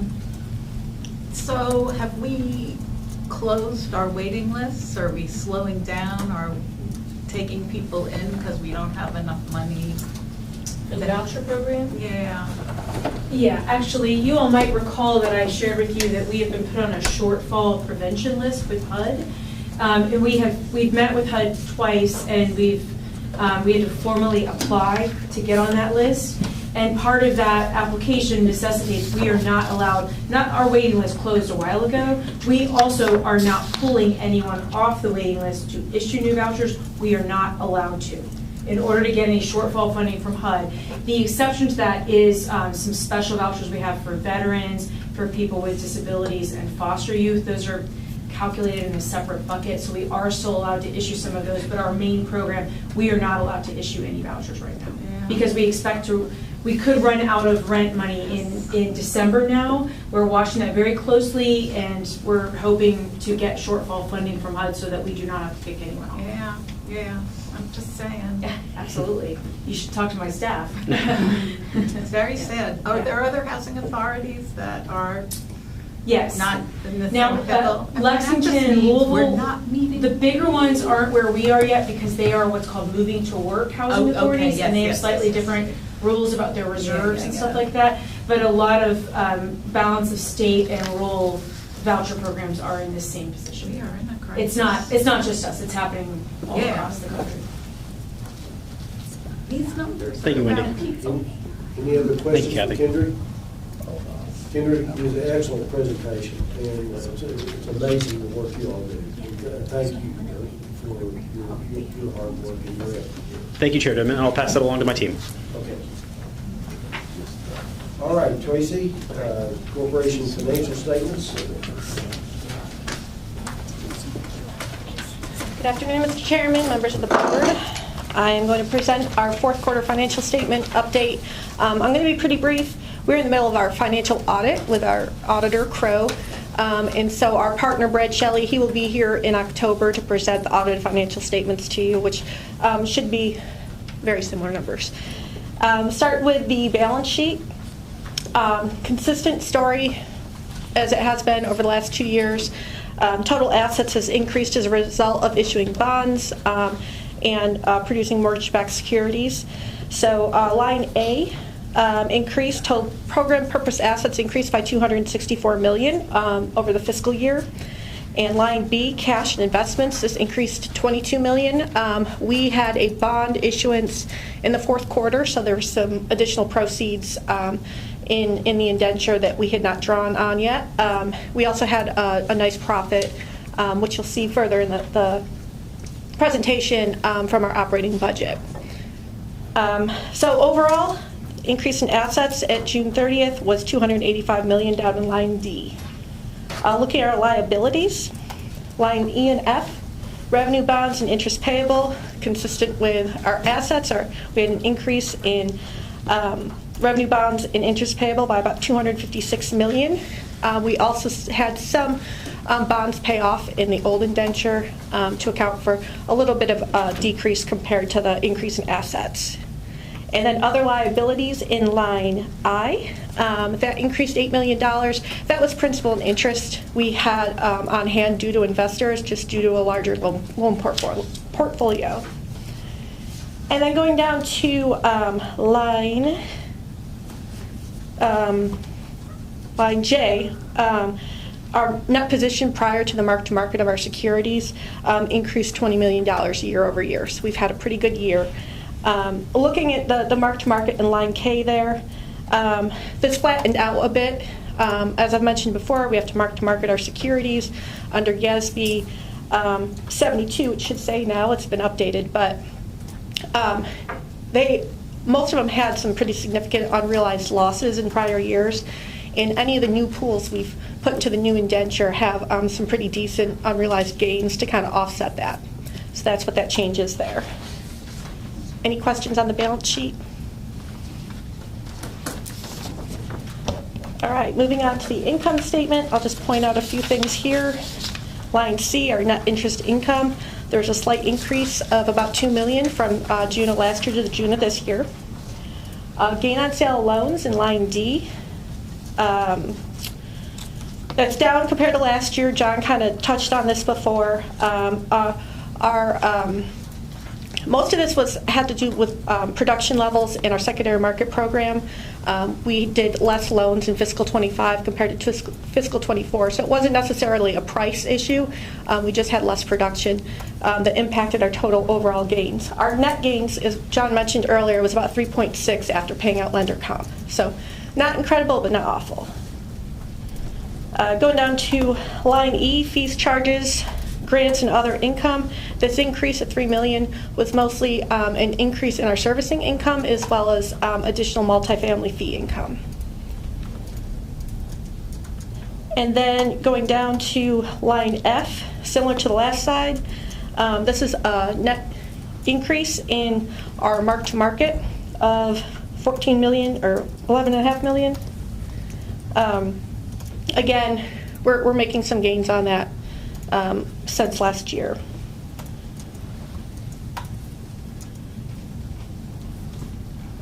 Sorry, I lost my spot. 1 second. All right, and going down to line H, G&A expenses, there's an increase of about $1.7 million. We had to introduce GASB 101 this past fiscal year, which we had to accrue unused staff sick leave. We've always accrued vacation, but we had to accrue unused sick leave, so that's what that increase is. And we'll continue to do that in future fiscal years. And then going down to line K and L, similar to the trading gains, our lender comp and debt issuance expense went down because of our loan production was less in fiscal 25 compared to fiscal 24. So line P, change in net position, which is our net income for the year, is $34 million, a $15 million increase over last year. Most of this is that increase in the fair market value of securities. Any question on the income statement? All right, moving on to cash flows. I'm not going to highlight much on the schedule here. This is just our inflows and outflows of investing activities and financing activities. But I will highlight at the bottom here. You can see the production levels are a bit lower compared to the prior fiscal year.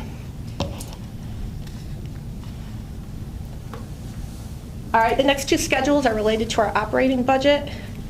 This is our operating fee income budget versus actual for June 30. This top section here is mostly our programmatic areas, our grant-funded programs. So I won't go into detail, but any of those unfavorable variances, essentially, if we did not incur the expense, we did not draw down the fee income. So it's kind of a wash. And then going down to the servicing line there, we earned $13.7 million in servicing income. We're pretty proud of that. It blew out our projection we are better budgeted for a higher servicing fee income in fiscal '26. And then rental production, you can see there as well. We are favorable to budget by 1.3 million. So going down to the bottom, we overall had a surplus of 9.7 million from our operating budget, which is incredible. It beat projections by almost 5 million. It is excellent. Yes. That's because of everybody in this room. All right, and then just moving on to the expenditure schedule. I'm not going to point anything out specifically unless you have a question. There's some projects that we had to move into the next fiscal year. There's some projects we moved up into fiscal '25 that explains a lot of those variances. But at the bottom here, we were 2.6 million under budget in terms of our expenditures. That's great too. All right. Good management, right? What's that? Good management. I think so. There you go. That concludes my financial report. Again, you'll see, the Finance Committee will see the audit at the end of September, and then the full board will see it in October. Does GASB require you to recognize the swing in the market immediately? Yes, we actually book those every single month. We get information from our trustee. Any members have any questions for Tracy about the financial statements? Excellent work. Thank you. Thank you all. So are you ready to move on to the designate the staff? I am. Okay. All right, this agenda item is related to our Freddie Mac product that we offer here at KHC. This is an authorization to designate staff to perform specific tasks or specific duties as it relates to being a Freddie Mac seller servicer.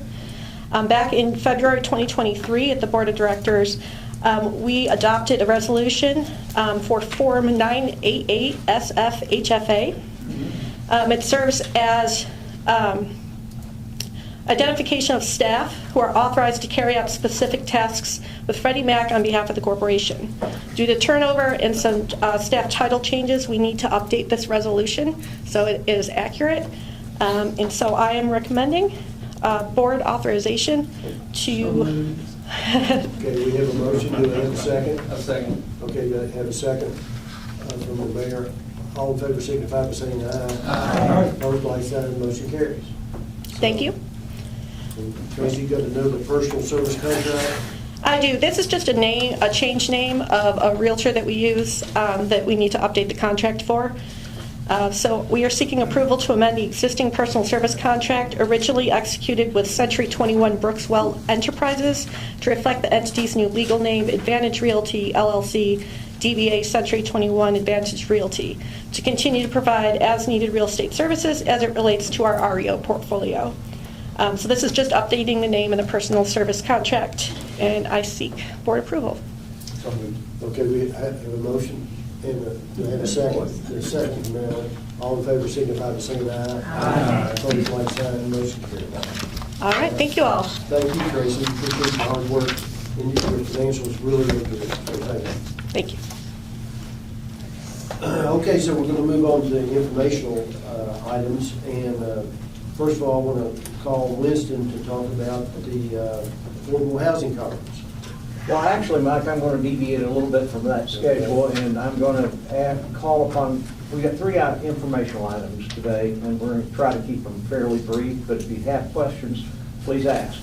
The first informational item is going to come from Jordan Vance, who is our Managing Director of HR for the corporation, and he's going to give you a brief overview of the history of our compensation practices and HR process and the involvement by HRC, Hannah's consulting firm, and then show you sort of the compensation adjustments that have been made over roughly the last 10 years.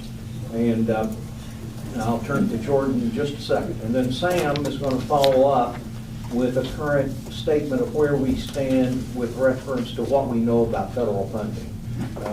We still don't have a budget for next year. Congress comes back, I think, next week. He'll explain what uncertainty still exists there, where we stand there. And then finally, I'll make a few brief comments about a very successful affordable housing conference that we just concluded. And Jordan? Thank you, Winston. Good afternoon, everyone. As Winston mentioned, I'm here to speak today about two items revolving around our compensation structure here at the corporation.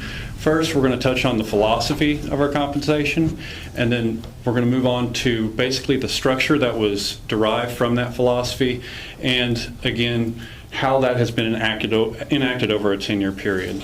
So first, again, to jump into strategy, it's important to understand what the philosophy is. On page 26 of our employee handbook, there's a section dedicated to what we believe when it comes to compensation, but I believe that this first sentence kind of does justice to a real good synopsis of what that is. And that is to strive to maintain a competitive and fair compensation program. So our philosophy is our driver of the strategy, right? It gives us our aim point. So in order to achieve this philosophy of competitive and fair compensation, we move to a strategy implementation. So just a brief history before I get into the nuts and bolts of the details in this slide. Since 2015, KHC has utilized a market-based compensation strategy through a formed partnership with Hannah Resource Group, which Winston mentioned.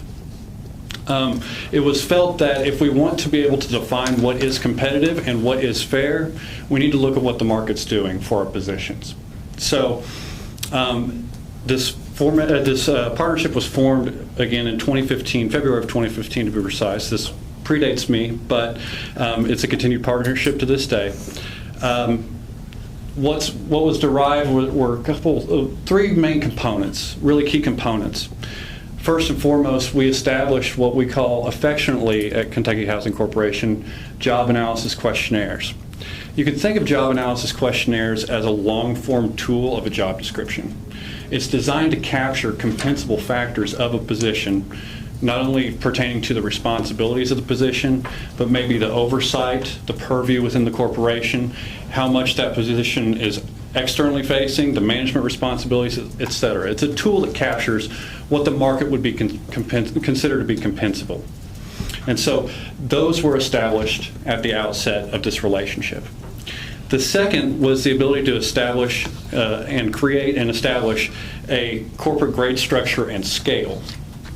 So the way that interplays is each JAQ is sent to our partner Hannah Resource Group after it's completed for a scoring, an analysis against akin jobs in the market, right?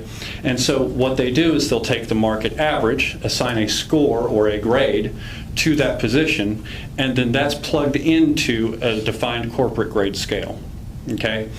So based on market averages of the same position or akin positions, that's how we provide a valuation for the position to the corporation.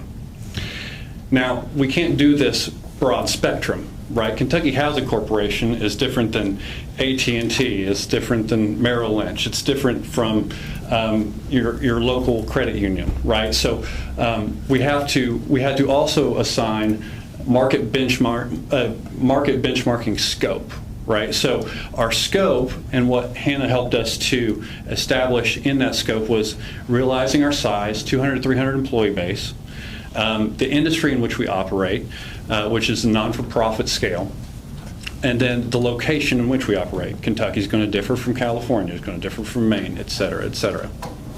So those three key components really kind of set the tone and established a structure to practice this market-based compensation strategy.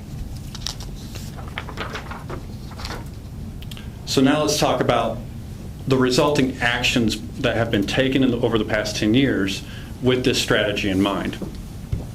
I'm going to point out a couple things right off the bat. First, you're going to notice a differentiation at the far left column, date, month and year, okay? So this is a 10-year spectrum. The center column is the type of compensation that was rendered in that given year to the employee base. And then the percentage on the right will vary in what that means based on the type, and I'm going to go through the types here. So from 2015, November 2015, all the way through 2020, you'll see a consistent annual use of a one-time payment type, okay? And what the percentage on the right for that 2015 through 2020 period that represents a one-time payment really equals out to that percentage. Let's hypothetically say that in 2015 I was making a base salary of $100,000. That percentage used in the right-hand column was used to determine a $2,000, if it's 2015, is 2% of $100,000, right? A $2,000 one-time additional payment to me. It did not impact my base salary. It did not adjust it one way or the other. It was just one additional payment, so it was a singular installment. If you fast forward up to April of 2021, through year to date, you'll see a shift in what's predominantly used. Okay, and that is a base pay adjustment methodology. And this is, again, as you can probably derive from the one-time payment, the difference between that and a base pay rate adjustment is the fact that that percentage would increase an employee's base rate of pay. So if I was making that same $100,000 annually in April of 21 and I received a 9% increase, now my baseline salary would be $109,000. Okay, so one raises waters year over year and one does not. Okay, the catalyst for this change occurred during our withdrawal from the pension program. Okay, that occurred in July of 2021. That's when we withdrew. Although that pension withdrawal was the fiscally responsible thing to do for the corporation and the continued operations of the good work that we do, it was a benefit that loomed large to our employees, right? A defined annuity post-retirement plan that that our employees were giving up. The realities, the fiscal realities of continuing to pay for that plan just weren't tenable. The approximation is somewhere of a 40% surcharge per employee to keep us in the pension plan, and that was just taxing on the corporation. So we made the decision to move out of the pension. However, we also realized that that's real impact on our employees. Okay, so you'll see that action in April of 21. I mentioned that the pension withdrawal took place in July. The April 21 base rate pay adjustment of that 9% was in anticipation of that withdrawal, right? It served a twofold purpose. The first was an effort to retain long-tenured staff that had a vested interest to remain in the pension, right? We wanted to retain the good people. The second reason for that large increase was to gain ground, if you will, on what the market was dictating. So our focus after pension withdrawal was really emphasizing and highlighting a competitive base rate of pay, whereas we could rely on the pension and that benefit to recruit and retain talent beforehand. So that's kind of the pivot point that I want to highlight. So I mentioned the April 2021 being 9%. We do have a singular outlier following the pension withdrawal, which is that November of 2021. So that was processed because, number one, it was a pattern of behavior that had been established, and so we had staff kind of leaning into the expectation of seeing maybe a little something before Christmas, holiday season, that sort of thing. But it was also an act of appreciation for the staff that we were able to retain and continue the work of the corporation. The one unknown is this year. You'll see at the very bottom, the FY26 TBD. The pattern of behavior since we've moved to that base pay adjustment, that was preemptive pension pullout, and these are pretty consistent. Towards the end of May, beginning of June, these base rate adjustments. You'll notice there's not one on there for June 25. Okay, so we haven't made a definitive decision on 26 for some of the reasons that's already been stated, namely uncertainty about the funding. So, are there any questions about the overarching strategy, philosophy? Yeah. Yeah, thanks for this background. It really helps a new board member like myself understand the history of how we got here. So greatly appreciated. When you talked about the market-based compensation, the job grades and the ranges and midpoint and all that stuff, so that was originally done in 2015. So I assume Hannah would have been giving you adjustments to those market ranges? So what I can speak to is everything that's transpired since I've gotten here. I don't know year over year what those consoles look like back in 2015, but what I can tell you what they look like today is we have a biannual, so every other year we do a corporate-wide update of all of our job analysis questionnaires, submit to Hannah, and they come back with recommendations on changes. Maybe we've got a job that scores better in the market than it did 2 years ago, and so we have adjustments in grades and things of that nature. We do that on a biannual basis at this juncture. So maybe I'm getting in the weeds, and I apologize. No, you're fine. But if an individual were below the new grade, would a market adjustment be given to them to get them within the grade? Yes, sir. Okay. Thank you.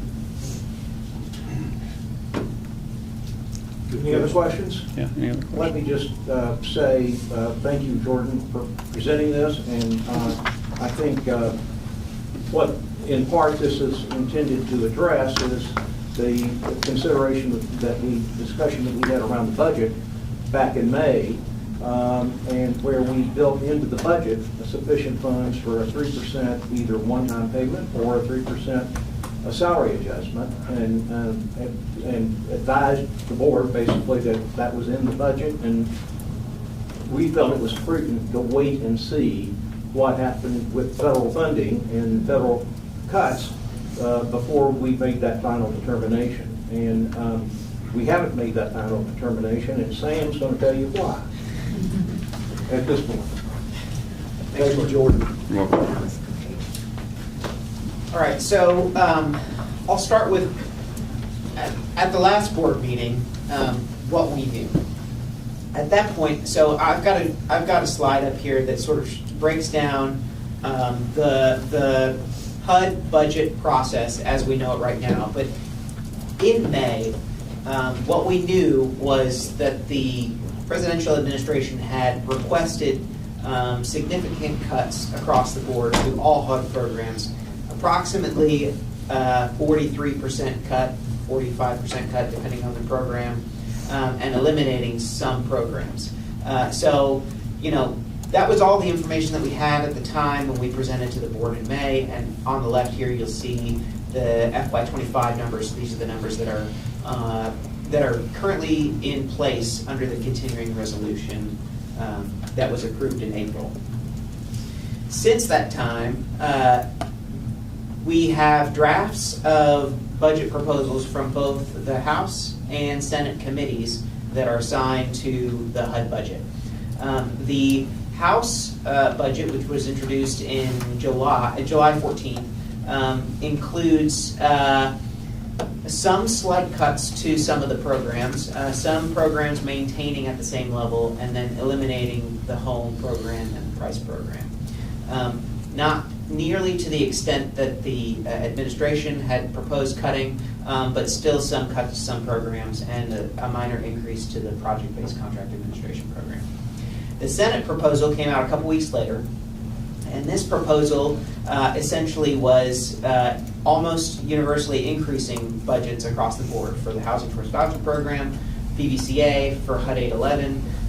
ESG grant program would be the same under the Senate proposal. Continuum of care would be increased by about $200 million. HOPWA would be increased slightly, and then it reintroduced the home and price program that had been cut by the presidential request and by the House draft. So immediately after this, the Congress went into recess, and they haven't been back since. I think they start back up tomorrow. Right now, we are operating under a continuing resolution that expires September 30th. So there is an end date there's a date at which we'll know what they're going to do. There are three possible options. One, which I think is the most likely, is there's going to be another continuing resolution. probably would see funding levels similar to what were proposed in FY25. It's not inconsistent with what the House has proposed and what the Senate's proposed. That's the most likely outcome, is another continuing resolution. The other two possibilities are that a full budget's passed and that there's a government shutdown. I think those are much less likely for a variety of reasons, but I think we at least now have a little bit more of a picture of what Congress is looking to do. It seems like on the Senate side they're wanting to invest more in housing. It seems on the House side they're not wanting to cut as steeply as the administration had proposed. So the reality is the final version of the budget could be any number of these things or something entirely different. But I think we're hopeful that these programs will be able to continue at least at current levels, and we're monitoring it. We will probably know what will happen by the time this board meets again in October, so we'll be able to provide you with an update on what's happened. We can keep you informed along the way, but I just wanted to give you a picture of what we've learned since then, and these are ongoing negotiations, but it seems like every congressional delegation is hearing from their constituents that housing is an issue and housing needs to be addressed with funding at the federal level. So I think that the congressional proposals seem to be reflecting that. Any questions for Sam? As you can see, we're still in a state of uncertainty, and but we'll have more for you the next time we're together, and probably before then we'll probably be circulating something in writing by email to tell you what we know on or about September 30th. Would passing a budget obviate our application for that? That's got funding. That shortfall is independent of the budget. Okay. If there's no other questions, let me wrap up with a few comments. As most of you know, or all of you know, and some of you all attended, the Kentucky Housing Corporation Affordable Housing Conference was held last week in northern Kentucky, Covington. All reports from the people that I've talked to have been very positive and complimentary of the program, both its location and its, more importantly, the content of it. As some of you all were there, Sam Carter was there, and Barry was there, and let's see, I don't want to leave anybody, Rob was there. PG. And Mike was there. And who about left? PG was there, and PG stepped out of the room, so I didn't see him there, to refresh my memory. But we appreciate you all coming. As always, all of you all are invited, and I know some of you actually had it on your calendars, but had things intercede that precluded you from making the trip. But I think it's a good learning opportunity. There were 736 attendees, a lot of people in the room. We had 50 sponsors and exhibitors, from which we raised money that offset a lot of the expenses of the conference. And we had a variety of programs. I think, Bill, you were looking at a program just at the beginning of this meeting of the various sessions that we had, and you can see that we covered a lot of different, I don't know how many separate sessions there were, maybe 30 or thereabouts. And we had a focus on a lot of things. One is we focused on the high ground communities in eastern Kentucky that are now, houses are being built. Things are very successful in that regard and are going to continue along. We had different people from around the state talking about their efforts to accelerate housing in their particular areas. And three of those that immediately come to mind, there may have been others, but Northern Kentucky is doing an outstanding job with their regional governments and associations up there in terms of establishing what their needs are and then trying to address programs that focus on those. So I know Rob has an interest in that because you're a part of that group of counties. And correct. Yeah. So they presented, and I think you may not have been there for that presentation, but you had people there that reported back to you. In addition to that, we had a very significant panel discussion with members of the Legislative Task Force on Housing, Senator Robbie Mills and Representative Susan Whitten, who are co-chairs of that group, participated in that panel along with Senator Gerald Neal from Louisville, and that was, I think, a very informative panel. In the not-too-distant future, each of you all should be getting an email which will contain links in it that will take you to any of the 30 programs. We attempted to, and I think hopefully successfully, recorded video of each of the sessions, and then if outlines were presented or PowerPoints were presented, those are being incorporated into the links. So if there's a topic of interest to you, you've got a way to follow up pretty easily, and then if you want to have further discussions with us, let us know. And I want to thank Molly and her entire team, and that team is not only the people here in this room, but it's a lot of people within Kentucky Housing Corporation that participated in and helped make this a success. They participated by way of participating on the panels and speaking. They participated by the way of handling the registration sign-in and just keeping all the rest of us out of trouble. So it was a good conference. Good questions? I would just want to say it was a wonderful conference, and you all do an excellent job with that. So keep it up. Keep up the good work. Thank you. So thank you, Winston. Winston, do you have anything else you want to talk about, Sam? Okay. Any members of the board or staff have any issues that they would like to raise? Okay. If not, just thank you all for coming. It was a really good board meeting, and I think we accomplished a lot. And if somebody would give me a motion to adjourn. So moved. Okay, I have a motion to adjourn. I need a second. Okay, there you go.